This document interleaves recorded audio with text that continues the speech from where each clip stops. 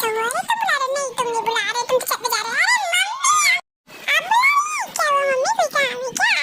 अरे मम्मी आप तो बड़ी सुंदर लग रही हो, आज कहाँ से खरीदी है साड़ी? अरे मेरे लिए भी कपड़ा ला दो जिन दूर हटो। क्यों पापा, इनको देखते हैं जिन जिन तुम्हारे लिए कुछ है तो तुमको दे दे। हाँ जल्दी जल्दी। अब देखिए ना, नहीं बेटा कुछ है तो नहीं, अब हम कल बाजार करके लाएंगे तो तुमको टमाटर देंगे। यूजू लड्डू, अरे पापा 2 मिनट रुकिए तो सही, मम्मी से बात कर रहा हूँ, दिख नहीं रहा। मम्मी समझा लीजिए पापा को। रुको तुमको अभी हम एक आलू देते हैं। हाँ जल्दी दीजिए, जल्दी निकाल ले। अरे लो, अरे मम्मी आलू नहीं, आपको ये नहीं खाना है, मुझे भूल गया था। झुनझुन हटो, यहाँ मत खाओ, नहीं तो कोई ले लिया तो। नहीं कोई नहीं लेगा, घर के लोग हैं।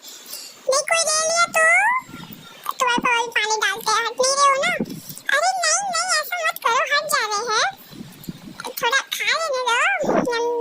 हटो झुनझुन हटो।